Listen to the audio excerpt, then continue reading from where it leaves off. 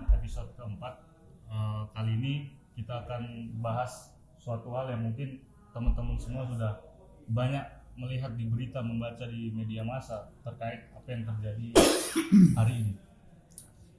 Berawal dari revisi Undang-Undang KPK 2019 yang disahkan oleh pemerintah, Presiden bersama juga DPR, yang mengharuskan alih fungsi pegawai KPK dari pegawai ke ASN, gitu Bang.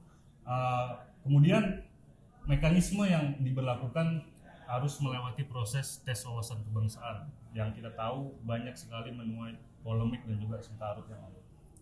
Mungkin lebih lanjut kita akan bahas secara lebih dalam. Tentu saya nggak sendirian di sini, saya ditemani oleh beberapa orang yang luar biasa. Pertama ada Bang Lakso Andito, beliau adalah korban pegawai KPK, salah satu korban yang dipecat kurang dari 24 jam. Nah, ini menjadi suatu yang paling luar biasa soal. Ada Bang Ferry Amsari, beliau adalah direktur dari Pusat Studi Konstitusi, Bang, ya. Sekarang juga aktif mengajar di Universitas Andalas. Lalu ada Bang Charles, ya? Bang Charles. Saya temennya Aji. Temennya Bang Zuan Aji, nanti disampaikan ke Bang Zuan Aji. Saya temennya Zuan Aji. Boleh, itu ada dari Charles Salam. ini yang menyambut kemarin kita waktu keluar dari Ya, dari gedung, kan? yang Ya. berorasi yang luar biasa, orasinya menggebu-gebu, Bang. Nah, itu yang dibutuhkan nanti, Bang. Iya. Ada beberapa statement yang keras dan juga Kita tidak menuju. kalah, Selamat datang. tapi belum menang aja. Kemenangan itu. Ya, kemudian gini, Bang, melihat situasi hari ini ya, mungkin saya pengen ke Bang Lakso dulu gitu ya. Kita tahu di media kemarin juga saya sempat berbincang dengan Bang Lakso sebelum Bang Lakso mengangkat kaki terakhir kali dari gedung KPK. Beliau masih sempat untuk berdiskusi lah sedikit.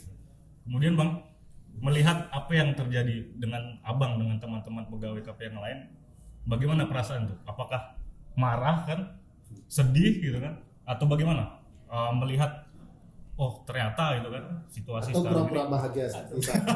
atau emang dalam hatinya mungkin agak sedikit galau atau gimana? Nah, bagaimana Bang merespon situasi kemarin gitu? ya kalau saya lihat sih ini bukan hanya soal sengketa kepegawaian, artinya ada pegawai yang dipecat karena suatu mekanisme yang tidak sesuai dengan prinsip-prinsip hak asasi manusia juga berdiskriminasi. Tapi saya melihat berbeda bahwa hari ini memang akan tercatat lagi di sejarah pengulangan terkait dengan upaya pemberantasan korupsi yang kembali lagi diintervensi dan dibubarkan dalam proses. Sebetulnya kalau bisa kita lihat ini dalam kondisi hari ini tidak bisa terlepas dari upaya untuk mengganggu independensi KPK yang telah terjadi sebelumnya. Kita tahu tentunya sebelumnya ada serangan fisik yang coba dilakukan kepada Bang Novel Baswedan dan kawan-kawan lain pada saat menangani kasus. Itu mungkin tidak cukup berhasil bisa menghentikan upaya intervensi politik melalui hak angket ketika waktu itu kita menangani salah satu pimpinan partai dan pimpinan lembaga negara di Indonesia, dan upaya revisi yang berkali-kali dilakukan dan berhasil di tahun 2019 ternyata masih bisa membuat KPK tetap menangani kasus-kasus strategis. Dan pada titik itulah mungkin akhirnya disepakati bahwa ini bukan hanya soal lembaga, tapi ini bahwa soal ada orang-orang yang independensinya tidak bisa diganggu. Untuk itulah sebetulnya menurut saya tes wawasan kebangsaan ini diadakan. Dan pada akhirnya sejarah kembali terulang, ada upaya pemberantasan korupsi, diintervensi dan dibubarkan. Jadi saya melihat itu sih Bu Kinas, bahwa bukan hanya soal sengketa pegawaian ini, tapi kembali pengulangan sejarah yang dulu kita hindari sehingga dibuatlah undang-undang KPK yang kuat pasca reformasi. Tapi sekarang pengulangan sejarah di mana intervensi dilakukan dengan langsung menghentikan 57 pegawai KPK persatu yang diberhentikan kurang dari 24 jam ya, melalui proses yang tidak aneh sendiri dan tidak sesuai dengan prinsip-prinsip penghargaan. Seperti itu sebenarnya. Ya, di sini Bang Su menganggap bahwa ada upaya intervensi yang dilakukan oleh pemerintah ya untuk memberikan satu gejolak ya bahasanya, menekan bahwa ada orang-orang yang memiliki independensi dan juga integritas yang memang tidak bisa diganggu. Kalau kita flashback Bang ke belakang, sebenarnya awal mula TWK ini dijalankan gitu kan. Bagaimana melalui proses dan mekanisme yang sudah diatur dan ada diselipkan lah bahasanya kalau kita baca di beberapa media itu kan. Sebenarnya awal prosesnya itu bagaimana sampai akhirnya 57+1 itu harus menjadi korban dari tes wawasan kebangsaan yang pada hari ini menjadi banyak problematika. Jadi kalau bisa kita lihat mungkin nanti ada Pak Ferry dan Pak Charles ya sebagai dosen hukum tata negara yang bisa melihat ini secara objek apakah memang TWK bisa dijadikan dasar sebagai untuk memberhentikan atau mengangkat seseorang menjadi ASN. Tapi yang saya lihat dari sisi faktual bahwa sebetulnya memang kalau kita melihat dari undang-undang maupun dari peraturan pelaksana tidak ada satu yang mensyaratkan adanya tes wawasan kebangsaan. Karena ini adalah suatu alih status yang harusnya tidak memerlukan adanya suatu measurement atau ukuran khusus lagi untuk menyaring orang-orang di alih status. Nah, jadi kalau kita bisa lihat bahwa memang apa yang disebutkan oleh Komnas HAM itu merupakan suatu hal yang mungkin dan sangat bisa dilihat sebagai suatu faktual bahwa ada atensi bahkan dari suatu proses pembuatan kebijakan TWK itu ada atensi yang tidak wajar. Itu bukan bahasa saya, tapi bahasa Komnas HAM dalam proses pembahasan kebijakan TWK yang dilakukan oleh pimpinan KPK. Jadi pimpinan KPK pertanyaannya intensi ini untuk kepentingan mungkin publik lebih bisa paham kenapa mereka sangat insist untuk memasukkan tes wawasan kebangsaan ini di dalam proses seleksi. Jadi itu sejarah yang perlu saya ungkapkan, bukan hasil ungkapan pendapat pribadi saya, tapi itu pertemuan kekerasan yang ada di dalam laporan Komnas HAM. Jadi kalau bisa dilihat bahwa memang apa yang terjadi itu adalah upaya sejak dalam pembuatan kebijakan itu sudah tidak sesuai dengan prinsip good governance, akuntabilitas juga transparansi. Dan pada saat pelaksanaan kita lihat sendiri bahwa ada 11 pelanggaran HAM yang ditemukan Komnas HAM. 11 jenis. 11 jenis Pelanggarannya banyak jenisnya. Ada indikasi pelecehan seksual, ada indikasi penyimpangan hak pekerjaan dan lain-lain. Jadi saya pikir dalam kronologisnya seperti itu. Jadi mulai dari tahap kebijakan sampai dengan tahap pelaksanaan ini sudah ada masalah. Waktu itu kita sempat protes juga dari wadah pegawai sampai saya pribadi sempat mengirimkan juga terkait dengan ini.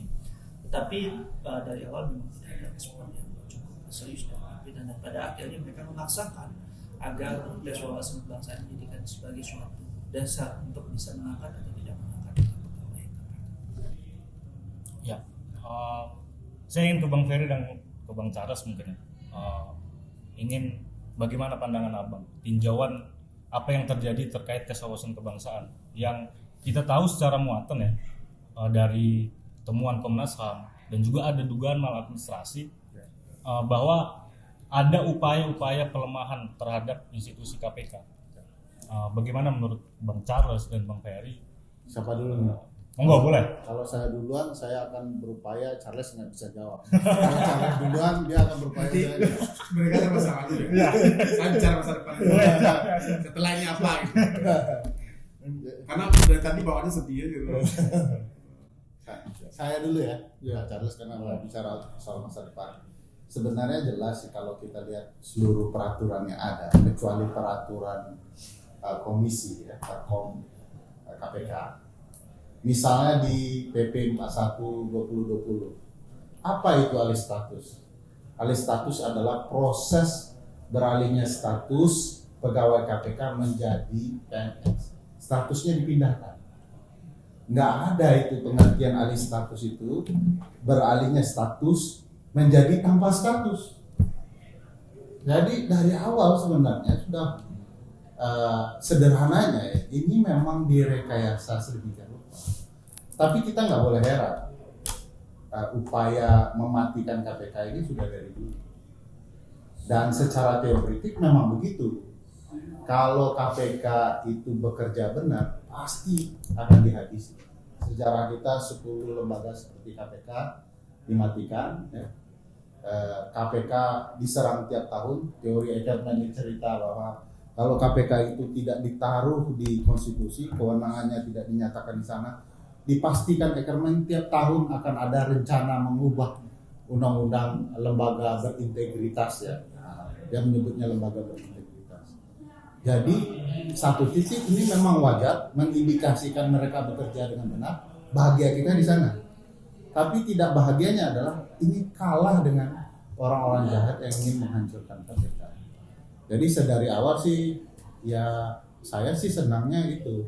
Saya menjadi yakin mereka ini 57 orang baik, karena itu mereka ditumpas.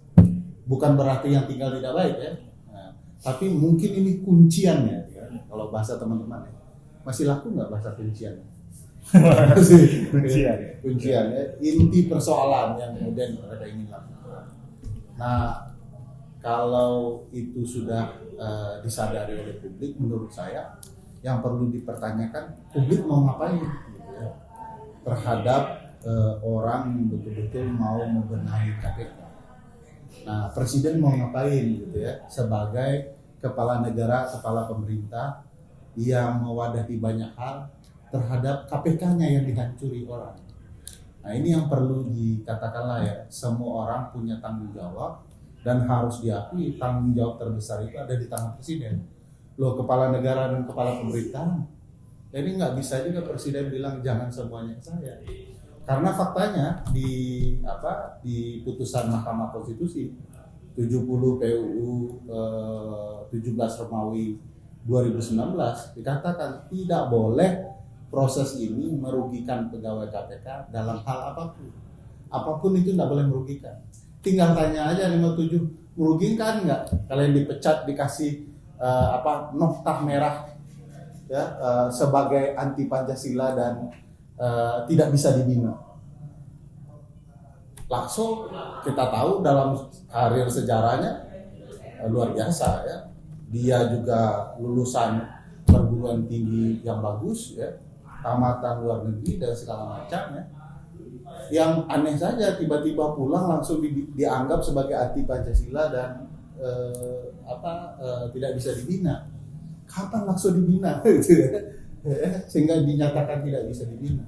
Dan lucunya lagi, setelah dinyatakan anti Pancasila, bahaya merah, mau diterima di tempat lain yang secara konstitusional lembaga yang maha penting itu kepolisian. Pasal 30 Undang-Undang Dasar, ya, mengatakan kepolisian itu sebagai lembaga yang diperuntukkan untuk keamanan. Masa lembaga yang diperuntukkan untuk keamanan di konstitusi menampung orang-orang yang dinyatakan bermasalah di TWK? Artinya, saya mau menyimpulkan sederhana, presiden dan kepolisian mau menyatakan bahwa apa yang terjadi di TWK itu sesat dan bermasalah. Oleh karena itu, ya udah biar kami aja nampung kalau KPK tidak mau menampung, kan begitu.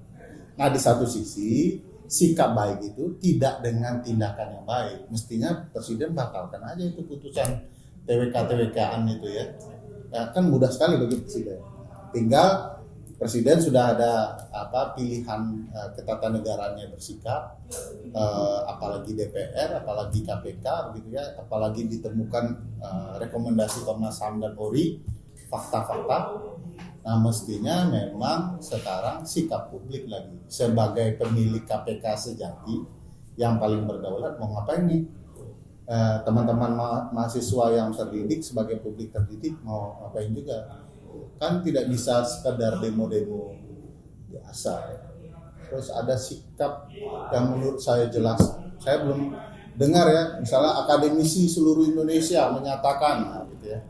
Kan faktanya banyak juga teman-teman akademisi yang bersikap berbeda. Jadi ini problematika yang biasa. Mudah-mudahan setelah mendengar channel ini, ini promosi, ya. Channel Hijau Hitam.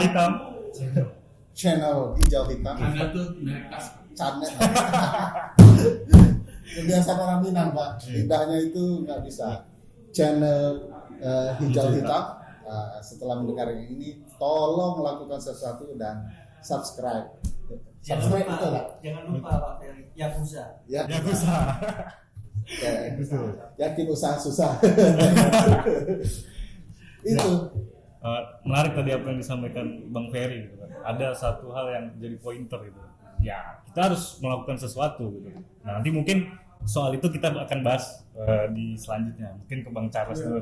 Mana Bang, memandang sengkarut ini bahasanya soal TWK, lebih jauhnya soal KPK. Ya, Soal korupsi. kita sebenarnya sudah pada posisi yang harus berpikir ke depan bahwa persoalan TWK bermasalah itu sudah selesai tempatnya bagi saya. Putusan MK betul menyatakan TWK konstitusional, putusan MA juga mengatakan dia konstitusional. Cuma proses konstitusional itu dilaksanakan secara maladministrasi. Nah, ini harus dibedakan bahwa dia konstitusional ya, cuma dalam pelaksanaan dia maladministrasi, dia melanggar hak asasi. Nah, ini jangan dibalikkan bahwa seolah-olah begitu dia konstitusional boleh melanggar hak asasi, boleh berbuat semaunya. Nah, kan itu yang kemudian dinarasikan oleh para buzzer RP dan yang lain-lain itu ya. Kalau udah konstitusional iya, sama begini. Saya mau daftar ASN, kan ada syarat-syaratnya. Begitu syarat-syarat itu kemudian tidak dilaksanakan sesuai dengan yang diatur, kan saya dizalimi. Melaporlah saya, apakah ke Komnas HAM, apakah ke Ombudsman. Jadi sesuatu yang konstitusional belum tentu dilaksanakan konstitusional. Kan itu kalau ilmu hukumnya kan ada de jure de facto-nya, atau apa itu bro yang ius Konstitundum. bukan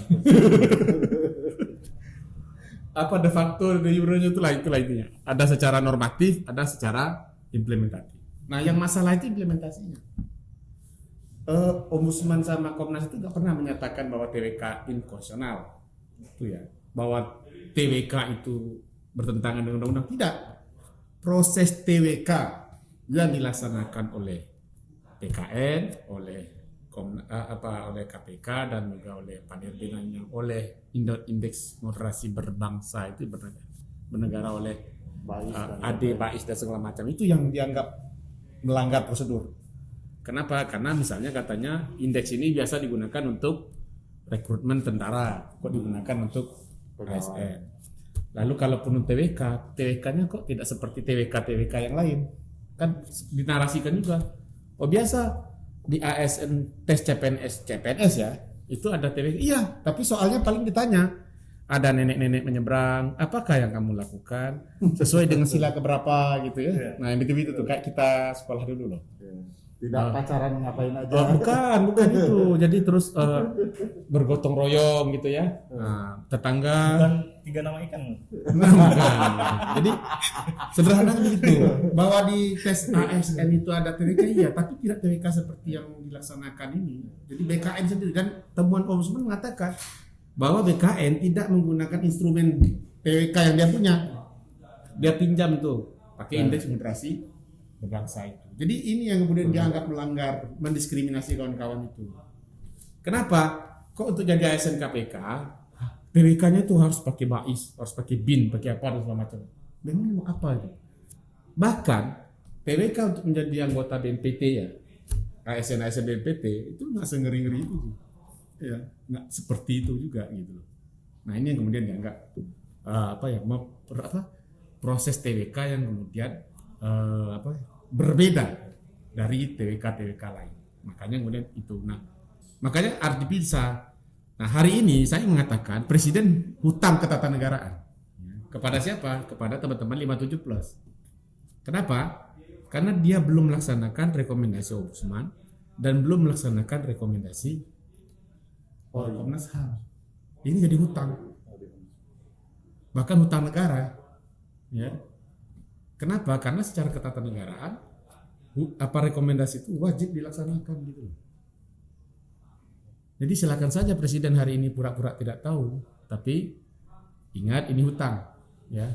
Kalau kita mau tarik secara vertikal ya bro, Presiden itu pernah berjanji, Memperkuat. bukan, Apa? bersumpah. Oh, Di dalam konstitusi itu dikatakan, sumpahnya itu di konstitusi. Oh, iya. Makanya saya katakan di hutang ketatanegaraan, dia hutang terhadap sumpahnya sendiri, bahwa salah satu isinya di ujung itu melaksanakan undang-undang dasar dan peraturan perundang-undangan. Nah ini peraturan perundang-undangan, ada undang-undang tentang HAM, ada undang-undang tentang ombudsman. Nah makanya kemudian Ferry kan pernah bilang ini sudah tercela katanya, ini sudah melanggar sumpah, bisa jadi. Cuma kan kalau presiden jadi unsur apa tuh, kalau unsur agama itu apa? Vertikal itu loh, hubungan Hablum minallah, hablum minan nas. terlalu berat. Konstitusi itu dia bersumpah demi Allah gitu loh. Dia bersumpah demi Allah, ya. Oh, apa istilahnya? Aduh, ya Allah Tuhan.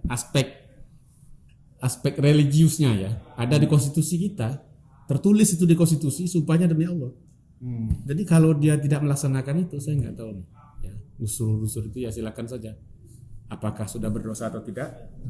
Itu kembali ke keyakinan kita masing-masing. Tapi secara ketatanegaraan, ini kita bisa katakan hutang itu harus dia bayar. Siapa yang membayar? Negara. Mungkin saja, ya, saya ingat katakan, karena tidak ada daluarsa. Ya, makanya saya ingin mengatakan dulu, saya katakan suatu saat kita akan bisa kembali lagi. Kenapa? Ini akan jadi hutang setiap generasi yang kemudian menggantikan bapak kita ini. Karena hutang ketatanegaraan itu hutang presiden ya. Karena dia tidak ada daluarsanya. Oke Pak Presiden, mungkin Anda tidak laksanakan, mungkin presiden setelah Anda, presiden berikutnya. Namanya Makanya aja pelanggaran HAM kan. iya, dan itu akan terus dituntut. Dan ini akan menambah daftar panjang pelanggaran HAM yang pernah dilakukan oleh negara terhadap warganya. Ingat ya kasus-kasus HAM masa lalu. Nah, apakah ini akan ditinggalkan oleh presiden?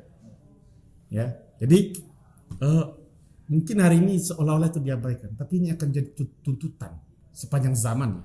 Begitu negara ini tidak melakukan tugas-tugas ketatanegaraannya memenuhi rekomendasi ombudsman. Jadi agak ini saya membacanya. Jadi hati-hati Pak Presiden, ya. Mungkin Anda akan ditagih di akhirat nanti itu. Jadi apa channel ini bisa jadi tidak tambah subscriber tapi dihilangkan karena dilapor ITE. Pendapat saya Charles. Enggak lah, karena saya Hakim yang bikin di sumpah. atas bang.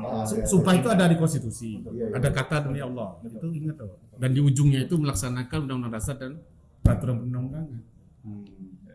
Jadi makanya pertanggungjawaban tertinggi itu ada pertanggungjawaban personal seorang presiden terhadap Tuhan, bukan terhadap rakyatnya. Karena suara Tuhan, suara rakyat. Begitu dia abes terhadap suara rakyat, dia melanggar suara Tuhan yang dia bersumpah atas nama Tuhan. Ini channelnya Hairi. Sedap. Ini channelnya Hairi. Pakai Bang ayat. Charles sih bang selalu menggebu-gebu ya dalam hal ini mungkin. Kalau dia sedang benar dia semangat. Lalu begini bang, soal bagaimana tidak ada transparansi. Lalu secara materi muatan dari TWK ada diskriminasi, Iya. lalu menyudutkan beberapa kelompok tertentu. Lalu apakah pola ini yang ada dugaan bahwa ini ada upaya bahwa KPK ini sedang dilemahkan? Kalau Bang Ferry pernah menyampaikan soal koruptor fights back, secara pola kita lihat gitu dari kasus penyerangan terhadap Novel Baswedan.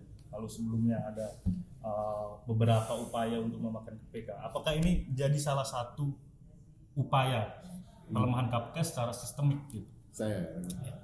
Ya kalau Mungkin nanti boleh bang. Ya. Oh ya, sinkretik. Aspek Aspek sinkretiknya. Sinkretik ketatanegaraan. bukti bahwa orang ITN itu belajar filsafat hukum juga ya. Oh, agama. Jadi apa namanya upaya menyerang itu tidak hanya terjadi di KPK kita, di banyak KPK yang bekerja dengan benar ya juga. Contohnya Hong Kong, tetangga kita di Malaysia, Korea Selatan, Sampai lari ke luar negeri kan? iya, apa? Komisionernya. OPA, itu juga diserang-serang gitu. Dan KPK kita itu sudah tidak bisa dibilang bahwa ini cuma imajinasi serangan terhadap KPK. Banyak buktinya. Salah satunya Mas Novel, bukan hanya Mas Novel. Banyak kasus-kasus yang juga menunjukkan serangan terhadap pegawai KPK. Dicurilah laptopnya yang berisi bahan-bahan ya. Jadi banyak sekali yang bisa membuktikan arah pernyataan itu. Dan kita bisa pernah ini juga loh ditahan waktu Iya. mau OTT. jangan gitu. Sandra. Di Borobudur dipukulin. Jadi Di karena teman-teman KPK itu Di lawannya P3. mafia tapi nggak punya senjata. Jadi cerita penguatan KPK itu ya bohong. Kalau mau menguatkan KPK gampang aja. Kasih dong senjata sama dengan apa? Dan itu janji Pak Jokowi.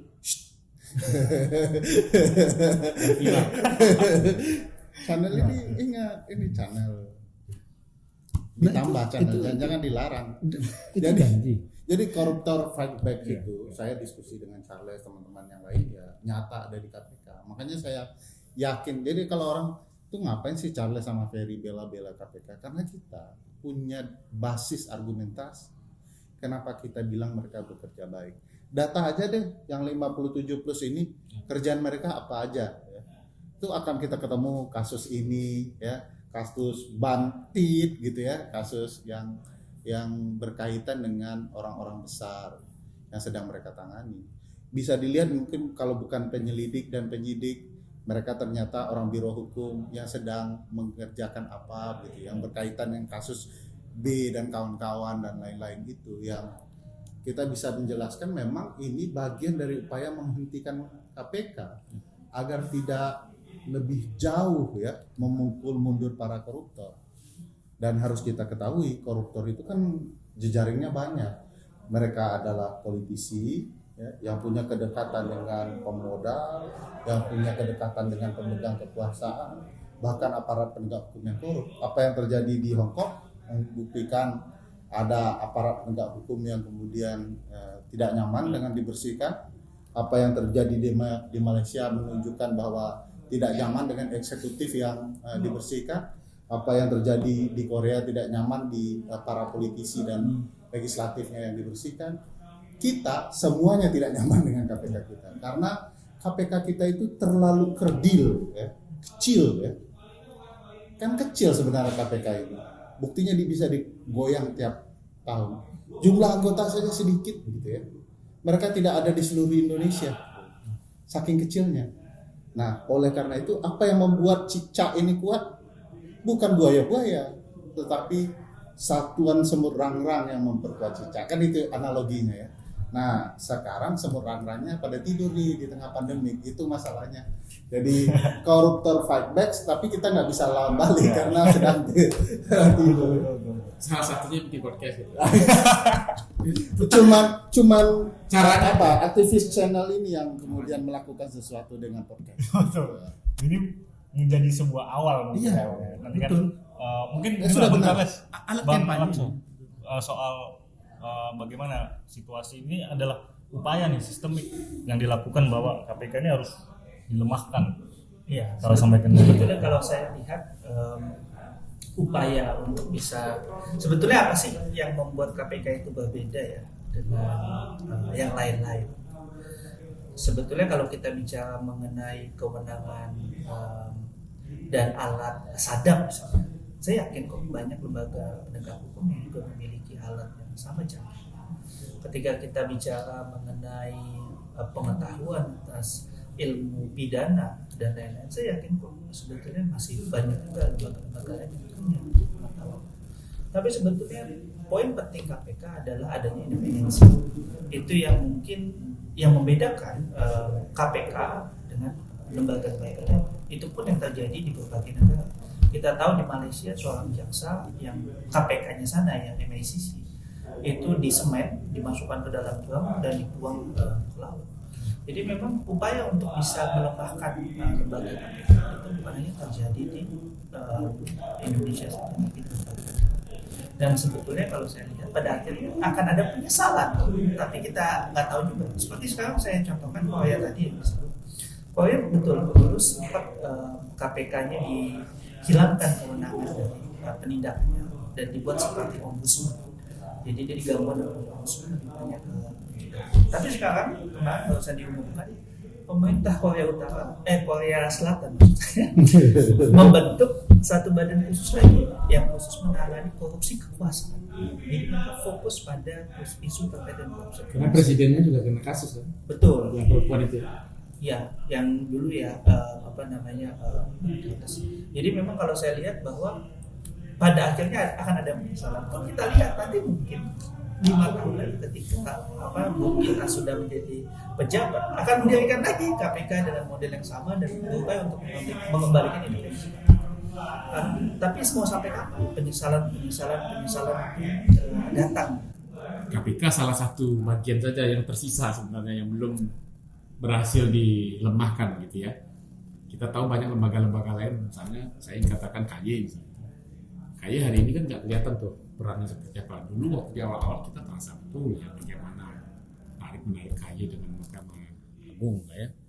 Lalu juga ada lembaga seperti KPK dan dulu ada juga Kompolnas, ada juga Komjak, banyak komisi-komisi yang yang kemudian dibentuk.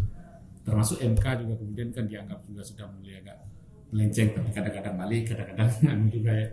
Nah, tapi yang menjadi penyakit besar kita itu kan korupsi. Nah, makanya kemudian kalau di Kolombia mungkin orang itu nggak ribut dengan KPK-nya, tapi mungkin dengan Satgas narkobanya mungkin. Masing-masing negara punya persoalan sendiri-sendiri. Nah, kita itu kan masalah negara kita korupsi gitu. Yang walaupun narkoba juga, tapi narkoba ternyata juga ujung-ujungnya ke sini juga. Korupsi juga. Nah, even sekalipun Taliban itu yang berhasil menguasai Afghanistan pun ya gara-gara korupsi juga loh. Jadi saya tidak ingin tapi ini satu sisi yang. Dan Taliban tidak ada KPK-nya, Pak. Iya. Jadi mustahil KPK ini Taliban. Nah, artinya yang model dicontoh itu gini, supaya tidak diplesetkan bahwa rezim apapun dia pasti hancur karena korupsi. Dan Pak Harto itu pun juga gara-gara itu. Nah, apakah negara kita mau mengulangi itu kan? Gitu. Makanya saya mengatakan gini, kenapa kita rasanya kok harus bertahan ya dengan kondisi mempertahankan KPK? Karena seperti yang Larso bilang tadi kan udah banyak juga sejarah yang sudah dibuat. Pak Karno dulu pernah bikin kontra apa itu Operasi Budi Soeharto ya. Terus Pak Harto juga pernah bikin. Nah, lalu juga tim Tas Tipikor dulu pernah dibikin di Kejaksaan. Baru KPK yang kemudian berhasil menaikkan IPK kita ya. Kemarin sempat umlok loh, kita 4.0 gitu ya. Jangan lihat yang negara lain, negara kita aja Pak. Sekarang turun ya. Jadi kita itu bandingkan dengan masa lalu, jangan bandingkan dengan negara lain.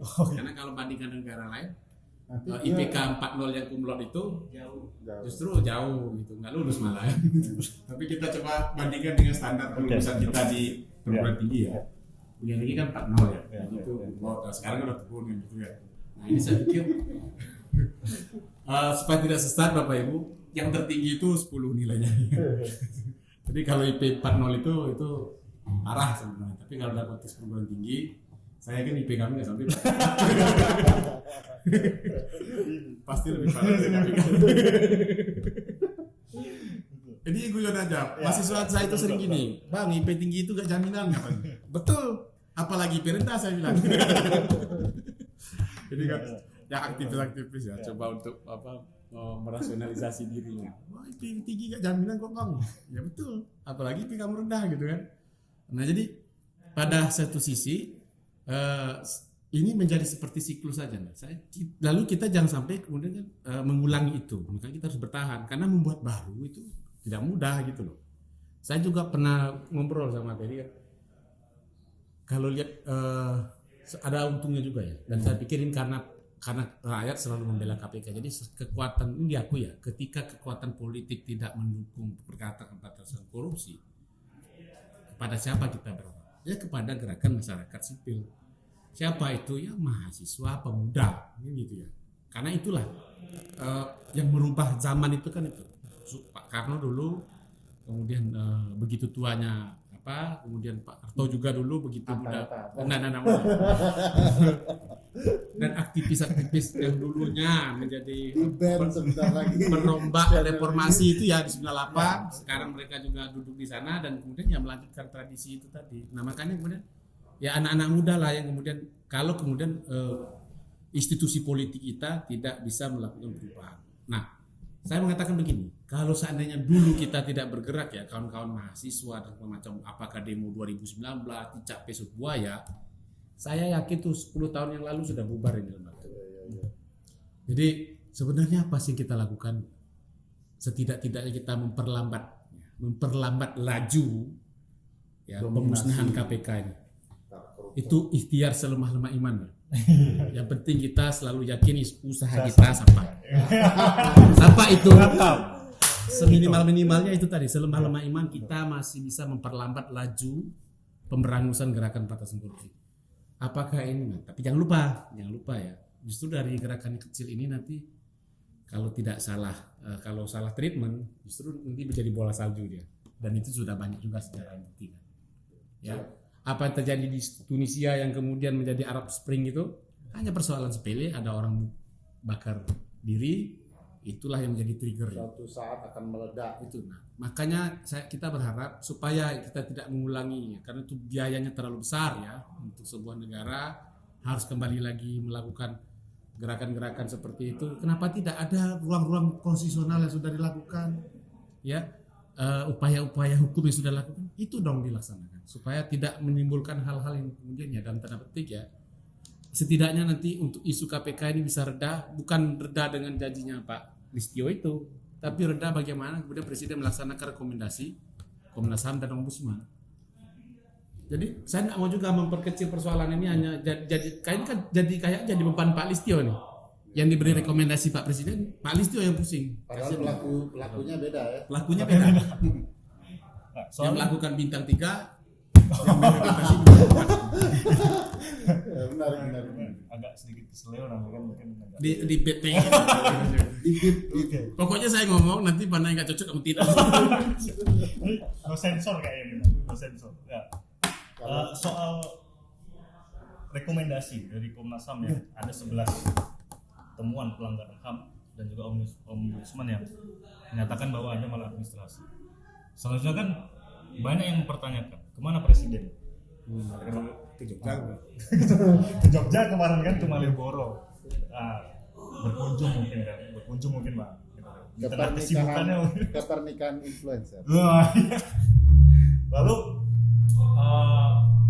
bagaimana selanjutnya Pak? Karena kan Presiden yang kita tahu dia memiliki segala instrumen untuk menganulir apa yang terjadi pada hari ini. Tapi sikap Presiden itu kan sekarang lebih terkesan diam. Dan diam itu kan dianggap pembiaran gitu kan. Diam itu emas ya. Diam itu tanda setuju. Diam itu tanda setuju ya. Ada pembiaran gitu kan. Iya.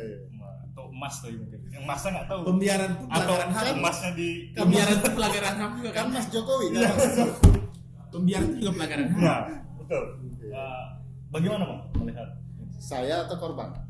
Boleh nanti Bang Lakso, Bang Ferry bergantian lah. Sebenarnya pertanyaan apa yang harus dilakukan Presiden paling cocok ditanyakan ke Pak Presiden kan. Oh ya betul. Kalau kami dari segi hukum tata negara ya tentu Presiden harus merespon ketentuan undang-undang. Sudah dikatakan bahwa rekomendasi Komnas HAM dan Polri itu wajib untuk dilaksanakan oleh pimpinan dari lembaga yang kemudian dianggap bermasalah. Pimpinan KPK kan Presiden karena dianggap ranah eksekutif. Kalaupun tidak dianggap ranah eksekutif, pimpinan sebagai kepala negara Presiden. Mau tidak mau dia harus merespon itu. Bukan atap pimpinannya. Ya, bukan atap. Jadi saya agak heran ya. Plafon. Plafon.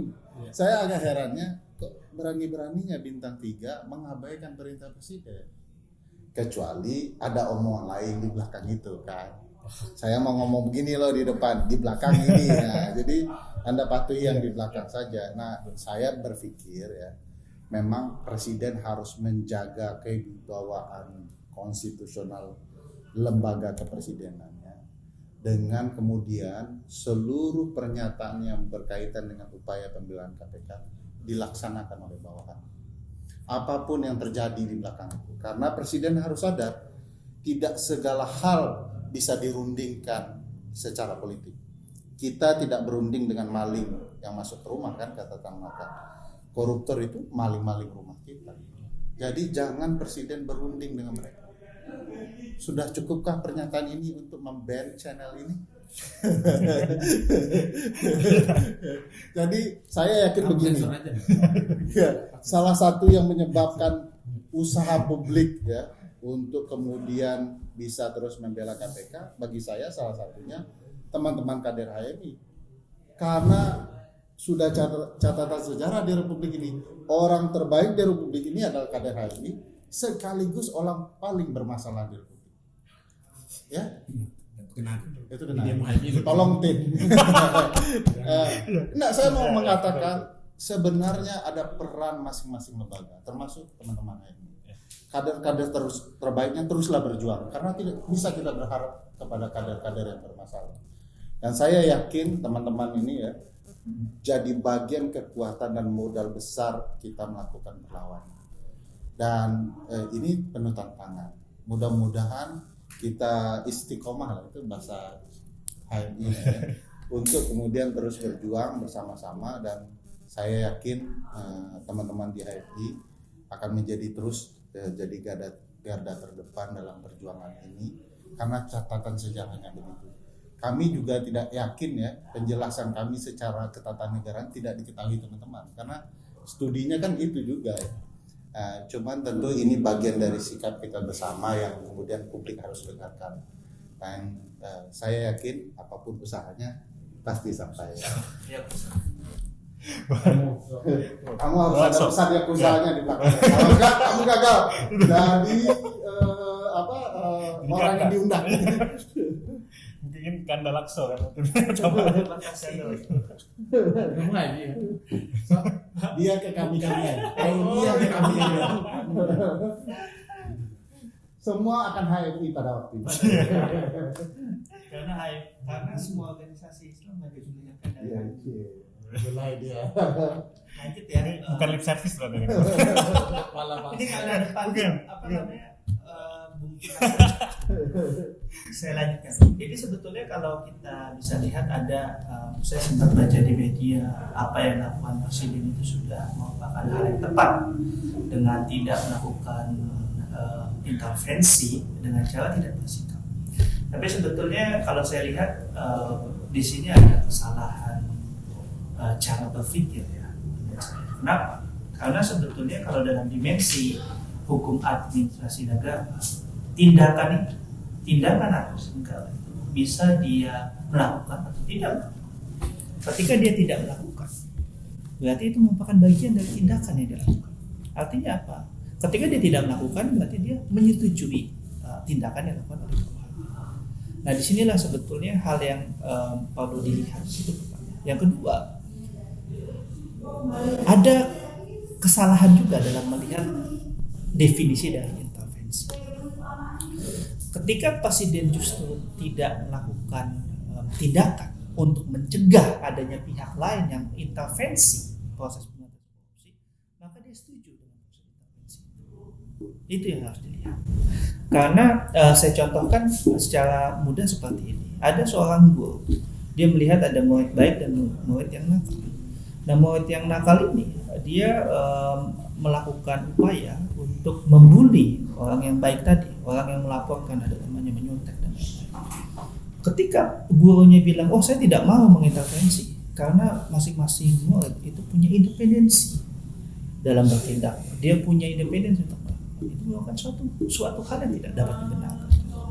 Kenapa? Karena guru di situ untuk menjaga independensi masing-masing dari murid itu, maka dia harus bisa menjaga situasi itu dengan cara melakukan tindakan untuk mencegah orang murid tadi mengintervensi anak bayi tadi yang melaporkan adanya tindakan-tindakan jahat yang dilakukan. Itu pun sama dalam konteks ketatanegaraan. Jadi dengan Presiden diam, berarti dia bukannya tidak mengintervensi, tapi dia sebetulnya setuju dengan intervensi pelemahan KPK. Saya cukup mengatakan. Saya pikir contoh filsafat ini salah. Karena mengerti Presiden harusnya pendaki gunung yang baik lawan pendaki gunung yang buruk, kan dia anak apa lagi? Tapi saya tidak apa-apa dulu. Ya, nggak paham. Karena filsafat. Anda orang ATM. Iya. Terlalu tinggi ya. Soal presiden diem aja Bang, gimana nih Bang? Jadi gini, saya mau apresiasi dulu presiden. Oke, Ada. siap. Wah, Jadi, jadi untuk menghindari ada nih. yang payah-payah tadi. Supaya kali ini kan ada apresiasi. Ada apresiasi. Kenapa? Pada titik-titik yang lain presiden hadir. Pada aspek-aspek yang lain presiden hadir. Membagikan sembako. Dan bagi saya itu harus diapresiasi. Oh, apakah tugas presiden? Iya dong, memastikan rakyatnya tidak lapar. Iya, Dan itu penting. Beliau sidak ke apotek dan segala macam. Jadi sebenarnya kalau ditanya apa sih urusan presiden, seluruh urusan Termasuk hajat hidup apotek. orang banyak mulai dari lahir sampai mati gitu loh. Iya. Kalau enggak, kenapa kemudian ada warga yang kemudian Pak Presiden tolong dong harga jagungnya, Pak Iya, Presiden iya, iya, iya. tolong dong harga telur. Kenapa enggak ke wali kota? Apa dia enggak punya bupati? Apa enggak dia punya gubernur gitu loh? Kok semuanya tuntutan ke presiden? Karena dia di sana, dia begitu orang ke presiden, begitu presiden tahu dia akan perintahkan wali kota. Kalau rakyat perintahin wali kota kayaknya berat gitu ya. Tapi kalau presiden, hoi kamu atur itu harga sembako supaya kamu atur itu harga jagung, atur itu harga unggas supaya petani tidak Asik. menjerit gitu ya. Itu Kekinian. perintahnya ke bawah gitu loh. Top down. Iya, jadi daripada kita capek-capek demo wali kota, demo gubernur, toh juga nggak menyelesaikan masalah, mending ke presiden. Dan kan itu Masih kekuasaan ada presiden. juga bro sekarang. Bisa di demo wali kota supaya nyampaikan ke presiden. Nah. Ada tuh wali kotanya tuh. Ada. Jangan dibahas. Dan hakikat presidensial itu kan di situ. Ya, betul. Kalau dulu sebelum kita mengenal presiden kan ada raja. Raja itu kan memastikan itu. Ya.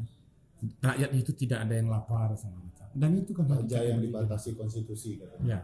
The power to persuade. Persuade. Contoh lain, itu ya contoh yang kecil-kecil.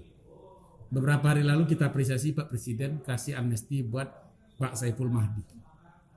Keren itu. Ya, beliau hadir. Nurul Baik Nurul. Baik Nurul. Baik Nurul. baik Noel. Baik Nuril. Nah, itu. Beliau kasih amnesti.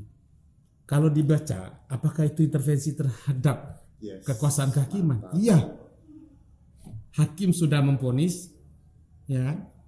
Ini orang bersalah, tiba-tiba presiden mengatakan apa? Anda diampuni begitu. Kenapa nggak disuruh kasasi dan segala macam? Tapi dia langsung kasih amnesti. Karena apa? Karena hakikatnya di situ. Dia melaksanakan suara rakyat itu. Ada tuntutan dari masyarakat untuk keadilan itu. Dia bisa abaikan itu. Ya, dia bisa abaikan putusan peradilan itu untuk mencapai apakah hakimnya tidak adil? Pasti tersinggung. Sopan santun ketatanegaraan pasti kena itu. Tapi konstitusi memberikan itu.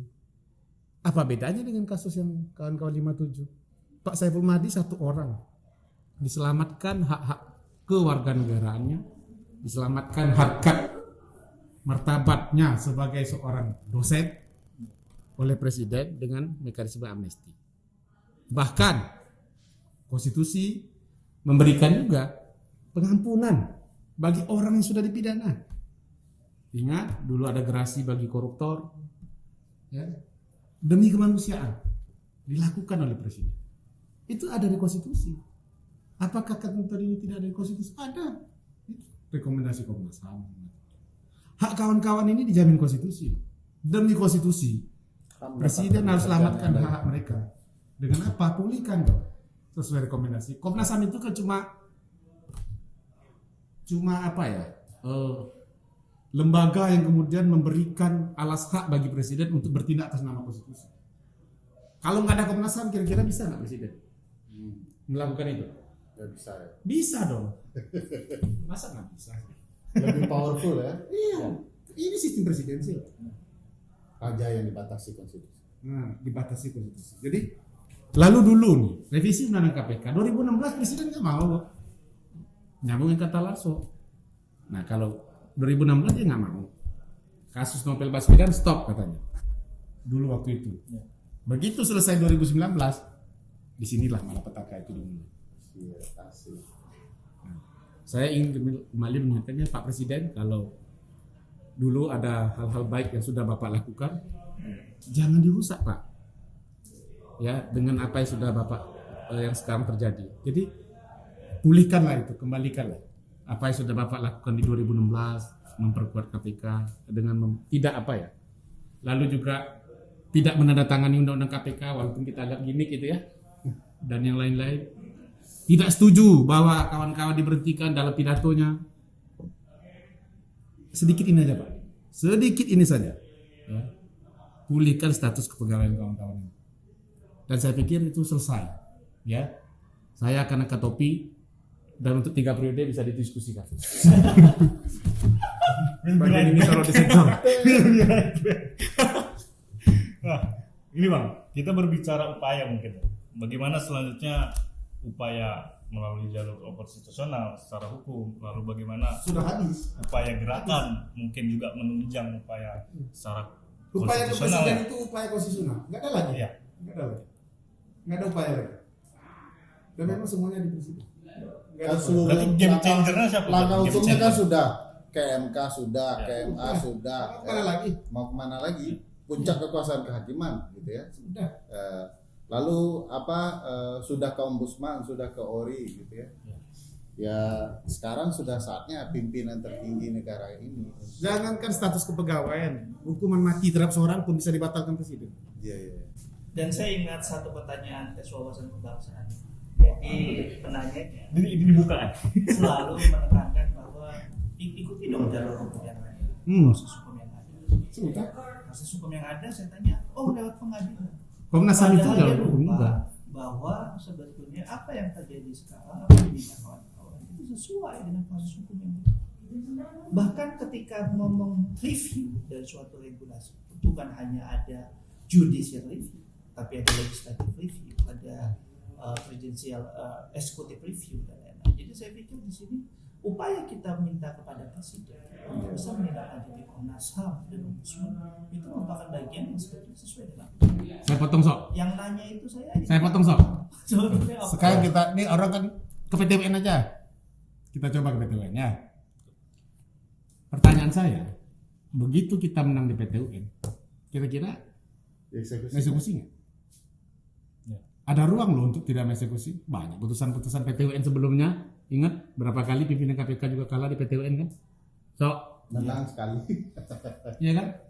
Ada problem juga di PTWN. Bukan kita tidak percaya PTWN. Begitu tidak dilaksanakan, kemana baliknya coba? Presiden lagi Pak. Jadi ngapain kita ke PTWN kalau ujung-ujungnya tetap ke presiden juga? Kan sudah diminta juga kan executive review. Sekarang Dari kan Perpu dong. putusan PTWN itu akan mengatakan begini, taruhlah menang ya, menang sampai Mahkamah Agung. Sudah kalah lah itu. Nggak diterbit-terbitkan oleh si Pak Firly ini SK pengangkatan. Ya. Ngadu presiden lagi. Tinggal presiden keluarkan SK membatalkan SK Pak Firly selesai. Selesai. benar. Dan itu ada di dalam PP yang Bapak Presiden tanda tangani sendiri. Ibu. PP itu yang mengatakan bahwa PP 17 2020 ya, delegasi pengangkatan, mutasi dan pemindahan pegawai atau pemberhentian pegawai itu bisa ditarik oleh presiden. Ya, Jadi memang sekarang kondisinya presiden lah yang harus bertindak. harus presiden. Tapi jika pada nantinya nih Bang, presiden Ya, memang Serius saya potong. Ya. Kalau kita ada masalah di rumah tangga, Ya. nggak selesai di ibu kita, di kakak kita kan ngadunya ke kepala rumah tangga, kan? Betul. Bos tertinggi. Kalau kita ada dalam keluarga yang namanya negara, nggak bisa di sini segala macam selesai, kan akhirnya kita ngadu ke bapak kita, Pak Jokowi. Tapi jika pada nantinya Bang, memang tidak ada tindakan, Berarti bapak tidak bertanggung jawab. itu sudah statement itu. Bahaya nggak? Saya pikir itu Mohon di Sudah clear. ya. Ya ingat, saya sih kembali ke sumpah tadi Pak. Daripada kita ngomong soal Sumpahnya itu di bawah Al-Quran. gugatan dan lain-lain, saya pikir ini bahwa presiden memang harus menang. Mungkin kita nanti juga menunggu surat terbuka untuk presiden dibalas kan, mungkin kita nggak tahu kan.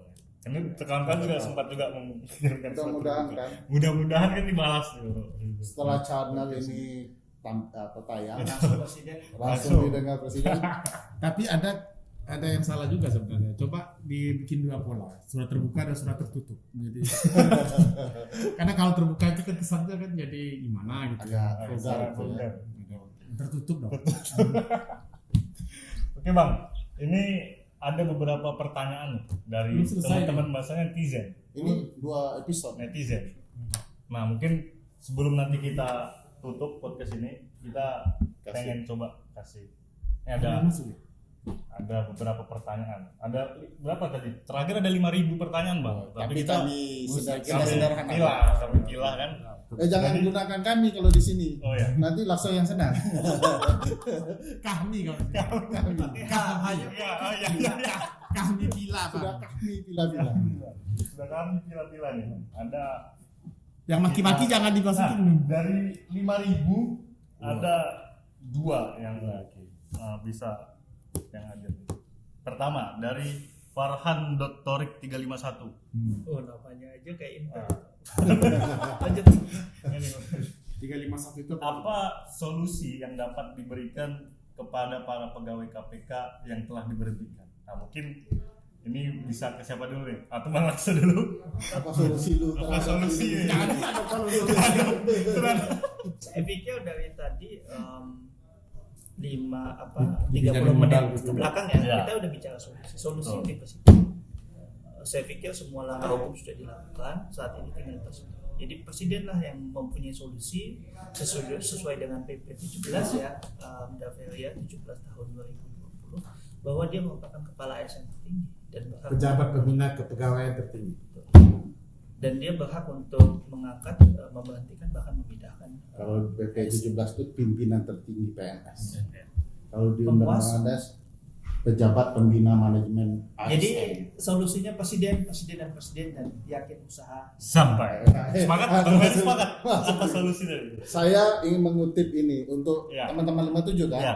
Menurut ayat-ayat yang diyakini kami bahwa kami bahwa di balik kesulitan ada kemudahan. Di balik kesulitan ada kemudahan. Teman-teman 57 percayalah, ini bagian dari perjuangan. Di balik kesulitan ini ada kemudahan perjuangan pemberantasan korupsi. Asik ya? Ya, usahanya Yakin usaha sampai. Mungkin terakhir nih Bang Charles. Teman juga mungkin melengkapi dari Bang Lakso dan juga Bang Ferry tadi kan. Ya, di balik kesulitan ini ada presiden. Artinya presidenlah kemudahan itu. Iya. Artinya ada sebuah ini Bang, dongeng di Yunani kan. Ada Deus. Dimana Deus itu kan harus turun Iya. untuk menyelesaikan masalah yang ada. Malah dia mengutip kitab-kitab Yunani ya. Jadi kalau dalam anu Jawa itu kan Jadi Satrio Pining. kita butuh Deus. Satrio Pinita. Itu Jawa. Satrio Pinita. Satrio ini. Piningit. Piningit. Bukan Pinita, kalau Pinita itu Satrio Piningit. Oke, terima kasih banyak Ya, Bang Lakso. Bang akhirnya acara ini sebelum kami kacaukan. Ferry, Charles, atas tadi kesempatannya untuk Tapi berdiskusi. ngaco-ngaco itu jadi sensor ya. Dari hikmahnya ada gitu. Iya. Soal pemberantasan korupsi itu menjadi tanggung jawab kita bersama karena KPK sendiri sebagai lembaga yang lahir atas kesadaran kolektif pasca reformasi seharusnya bisa menjadi semangat untuk terus melanjutkan semangat untuk melanjutkan perjuangan dari kawan-kawan yang dari lama sudah memberantas korupsi di Indonesia, karena korupsi di negeri ini kan menjadi masalah ya Bang ya, dan ke depan tentu itu menjadi tugas kita kepada penerus bangsa ini agar situasi dan hari ini negara ini bisa menjadi apa Bang Charles? Lebih baik. Lebih baik. Oke, terima kasih banyak teman-teman. Mungkin itu saja di podcast Hijau Hitam. Terima kasih. Wassalamualaikum warahmatullahi wabarakatuh. Salam.